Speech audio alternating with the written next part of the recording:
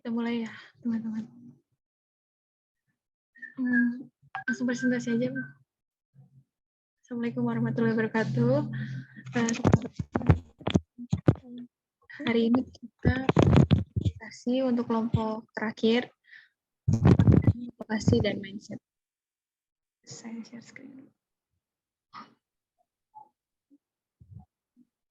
Ini gimana sih? Oke.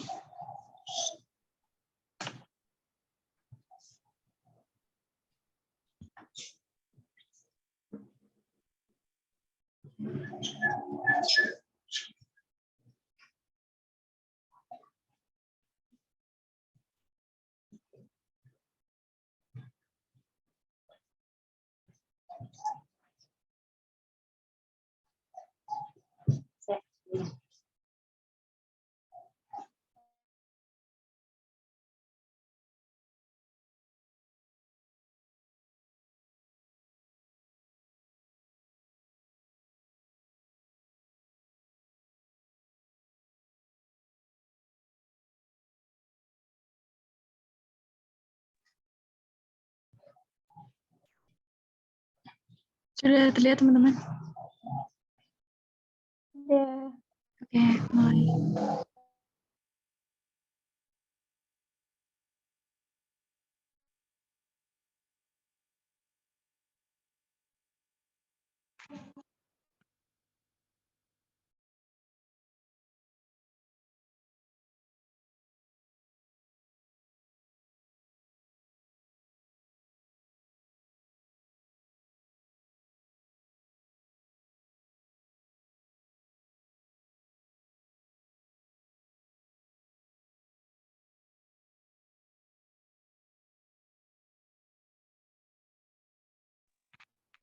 Ya, Assalamualaikum warahmatullahi wabarakatuh. Di sini saya akan menjelaskan terkait definisi motivasi belajar dan mindset. Lanjut. Seperti yang sudah kita ketahui ya teman-teman, bahwa motivasi adalah suatu kekuatan atau suatu dorongan baik dari dalam diri ataupun dari luar diri seseorang untuk mencapai tujuan tertentu yang sudah ditentukan sebelumnya. Sedangkan belajar itu dimaknai sebagai proses perubahan perilaku sebagai hasil interaksi antara individu dengan lingkungannya. Jadi dapat diketahui bahwa motivasi belajar merupakan kekuatan yang mendorong seseorang baik dari luar maupun dari dalam diri seorang tersebut yang sedang melakukan proses perubahan dalam dirinya. Nah, perubahan di sini itu bisa ada berbagai macam perubahan, misalnya perubahan pemahamannya, perubahan pengetahuannya, perubahan keterampilan, ataupun perubahan sikap dan tingkah lakunya. Lanjut. Ya, yang selanjutnya mindset. Mindset atau pola pikir adalah suatu keyakinan atau kepercayaan seseorang dalam membuat suatu keputusan yang berpengaruh terhadap perilaku dan sikap seseorang tersebut guna mencapai harapan yang diinginkan. Di sini mindset ada dua jenis. Lanjut. Yang pertama, fixed mindset atau pola pikir tetap. Seperti judulnya, pola pikir tetap itu merupakan pola pikir di mana mereka yang memiliki pola pikir ini memiliki keyakinan bahwa karakter, bakat, kecerdasan yang mereka miliki itu sudah ditetapkan dari lahir dan tidak dapat berkembang. Kemudian yang kedua ada growth mindset atau pola pikir berkembang. Seperti judulnya juga, pola pikir berkembang merupakan pola pikir yang memiliki kepercayaan bahwa kemampuan dasar mereka itu dapat dikembangkan melalui kerja keras dan berlatih secara terus-menerus, dan bakat itu hanya merupakan titik awal yang dapat dikembangkan, seperti itu. Kemudian untuk perspektif akan dilanjutkan oleh teman saya. Oke, untuk yang perspektif itu ada 4 menurut psikologi untuk menjelaskan motivasi. Next. Oke, perspektif yang pertama yaitu perspektif perilaku. Motivasi ini biasanya dikaitkan dengan imbalan atau hukuman eksternal sebagai penentu keberhasilan siswa. Jadi perspektif perilaku ini, motivasi itu dapat timbul setelah siswa itu diberikan imbalan atau hukuman secara eksternal. Contohnya itu pemberian nilai angka dan huruf. Kemudian yang kedua adalah perspektif humanistik. Motivasi ini ditekankan kepada siswa, kemampuan pertumbuhan pribadi siswa. Kalau menurut piramida Maslow ini, itu kebutuhan dasar atau fisiologisnya dulu itu harus dipenuhi terlebih dahulu sebelum kebutuhan yang lebih tinggi itu dipuaskan. Next. Kemudian yang ketiga ada perspektif kognitif. Motivasi itu muncul karena adanya pemikiran dari setiap individu. Perlu diberikan lebih banyak kesempatan tanggung jawab serta mengendalikan hasil prestasi sendiri. Kalau yang perspektif yang pertama tadi itu kan berdasarkan eksternal. Kalau yang kognitif ini berdasarkan internalnya sendiri.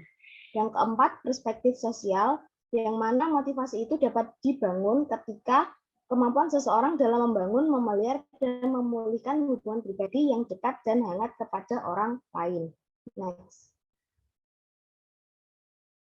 Kemudian ada indikator motivasi belajar menurut UNO, siswa dapat dikatakan termotivasi belajar ketika memenuhi 6 indikator ini. Yang pertama ada hasrat dan keinginan berhasil, kedua dorongan dan kebutuhan dalam belajar, ketiga harapan dan cita-cita masa depan, keempat penghargaan dalam belajar, yang kelima kegiatan yang menarik dalam belajar, yang keenam lingkungan belajar yang kondusif sehingga memungkinkan seseorang siswa dapat belajar dengan baik. Next. Kemudian ada karakteristik dari growth mindset dan fixed mindset. Itu ada dua, yaitu yang pertama kepercayaan dan kedua adalah fokus. Kalau yang fixed mindset itu mereka memiliki kepercayaan bahwa kualitas diri itu tidak bisa dirubah. Sedangkan yang growth mindset itu percaya bahwa kualitas diri mereka itu bisa dirubah dengan usaha. Kalau fokus dari fixed mindset itu fokus mereka adalah kinerja atau performa dan hasil, mereka itu lebih memfokus pada penampilan mereka. Kalau yang growth mindset itu berfokusnya pada proses belajar berkembang menjadi lebih baik. Ini terdapat 4 kunci untuk siswa dapat berkembang. Kalau yang siswa yang berpikiran fixed mindset, kalau diberikan usaha, mereka itu menganggap bahwa usaha itu sebagai hal yang negatif karena dilihat dari kepercayaan mereka bahwa kualitas diri itu tidak bisa dirubah.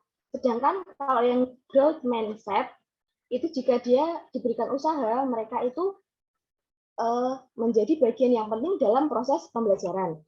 Dan ketika siswa itu diberikan tantangan, yang siswa berpikiran fixed mindset, mereka akan cenderung mundur dan menghindar.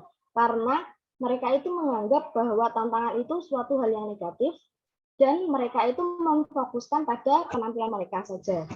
Terus sedangkan yang growth mindset itu, jika dia diberikan tantangan, mereka akan menerima dan bertahan serta melaluinya. Kemudian ada kesalahan.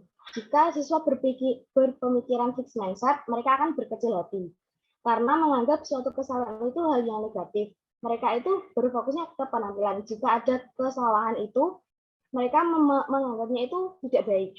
Begitu. Sedangkan kalau yang berpemikiran growth mindset, itu akan melihat suatu kesalahan itu sebagai kesempatan belajar. Kemudian yang keempat ada umpan balik. Yang pemikiran fixed mindset itu, mereka akan cenderung defensif, tersinggung, dan tidak melihat tujuan. Kemudian kalau yang growth mindset itu akan melihat umpan balik itu, mereka akan benar-benar menghargainya dan menggunakannya. Next. Selanjutnya akan dijelaskan oleh teman saya. Baik, selanjutnya adalah itu dulu Mbak, siapa namanya? Rosamita. Oh, ya. Silakan Mbak Rosamita. Ya, selanjutnya saya akan menjelaskan contoh kasus motivasi.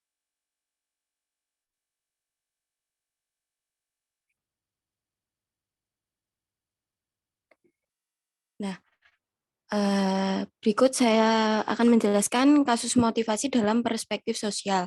Nah, di lingkungan kelompok teman sebaya di kelas SMKX kurang mendukung proses belajar mengajar.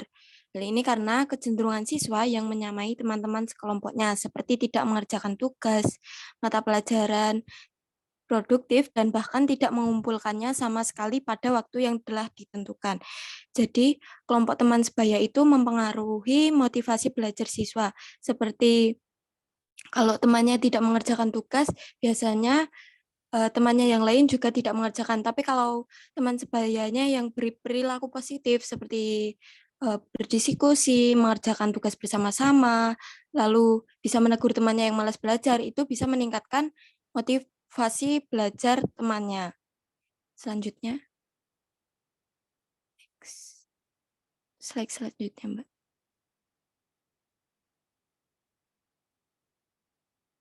Yang kedua, ada kasus motivasi perspektif sosial lagi, yaitu keterlibatan orang tua yang aktif dalam pendidikan siswa dan penyediaan lingkungan belajar yang menstimulasi di rumah dapat meningkatkan motivasi belajar siswa.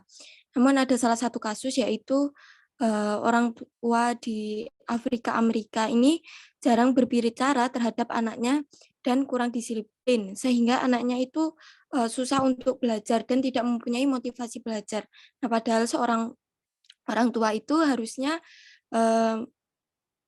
memberikan dorongan positif atau menuntun anaknya untuk bisa termotivasi belajar di rumah maupun di sekolah. Seperti itu. Selanjutnya.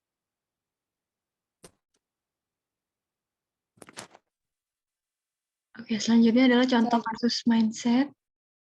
Yang pertama di sini ada kasus mengenai pengaruh growth mindset dan fixed mindset terhadap grade. Nah, di sini mahasiswa Fakultas Psikologi Universitas X yang memiliki growth mindset mendorong berkembangnya grade ke arah yang lebih tinggi. Artinya, jika mahasiswa yakin bahwa kualitas dan kemampuannya dapat dikembangkan dengan usaha-usaha tertentu, maka mereka dapat mempertahankan ketekunan dan semangat untuk tujuan jangka panjang yang menantang dan sebaliknya. Nah, grit ini merupakan upaya atau usaha mahasiswa untuk bertahan dalam kesulitan tertentu, misal kesulitan dalam mengerjakan tugas, seperti itu. Kemudian yang kedua, di sini ada penelitian dari DEC tahun 2014 menyatakan bahwa siswa yang percaya bahwa kecerdasan atau kemampuan matematika dan sains hanyalah sifat tetap atau fixed mindset berada pada posisi yang sangat tidak menguntungkan atau jauh di bawah dibandingkan dengan siswa yang percaya bahwa kemampuannya dapat dikembangkan atau growth mindset. Nah, di sini hasil penelitiannya menunjukkan bahwa kelas kontrol memiliki nilai yang lebih rendah daripada kelas yang sudah diberikan treatment growth mindset. Selanjutnya, sini juga ada penelitian dari Carol Dweck bahwa fixed mindset ini perkembangan di otaknya aman-aman saja, sedangkan yang di growth mindset akan ada aktivitas otak yang lebih daripada manusia-manusia yang memiliki fixed mindset seperti itu. Selanjutnya dijelaskan oleh teman saya. Terima kasih untuk waktunya. Saya di sini akan membahas tentang tips membangun motivasi dan mindset.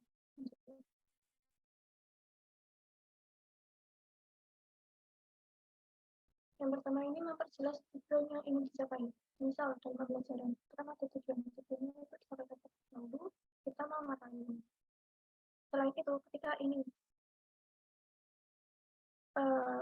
dalam belajar juga, walaupun enggak belajar, maksudnya tujuan siswa, dia belajar buat apa? Tentukan itu dari awal. Jadi mereka ada jelas tujuannya mau kemana, dia belajar mau ngapain. Yang kedua itu ada yang namanya membangkitkan minat siswa. Minat sendiri ini adalah rasa dari diri sendiri untuk senang terhadap sesuatu. Misal dalam pembelajaran dia sudah nggak senang sama pelajaran IPA misalnya, baru ketemu gurunya, IPA lagi, itu kan berarti dia langsung udah ada mindset dari dirinya sendiri kalau dia nggak mau belajar IPA.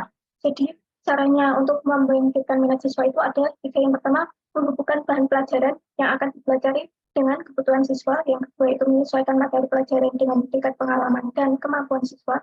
Yang ketiga itu menggunakan berbagai model dan strategi pembelajaran secara variasi.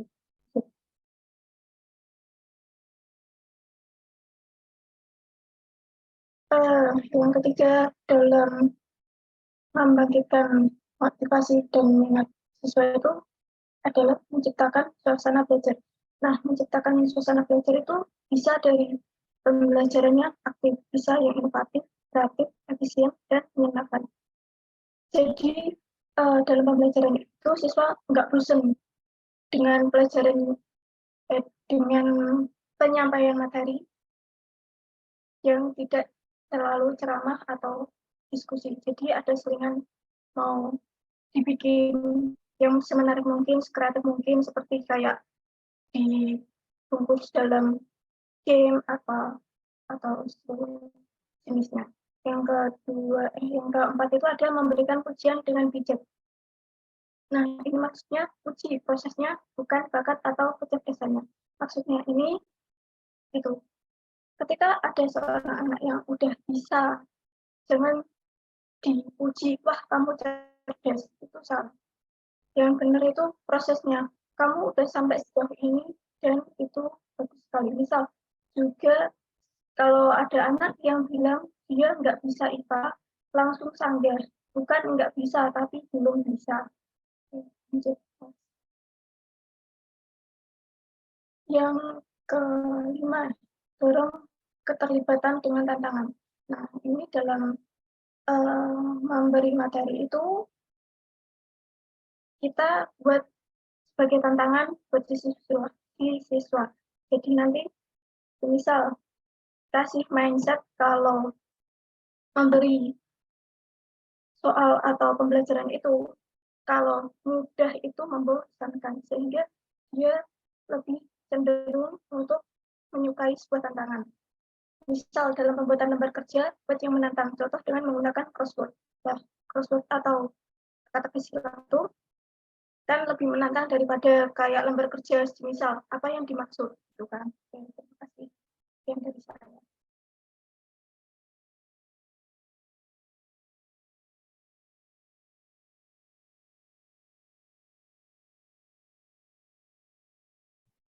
Oke, berikut ini adalah referensi yang kami gunakan. Selanjutnya.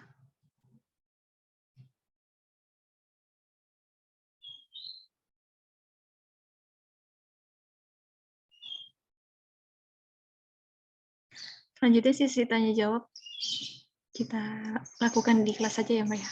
Berarti. Oke. Untuk presentasi hari ini kita sudahi. Terima kasih untuk teman-teman yang sudah hadir. Wassalamualaikum warahmatullahi wabarakatuh. Waalaikumsalam warahmatullahi wabarakatuh. Waalaikumsalam warahmatullahi wabarakatuh.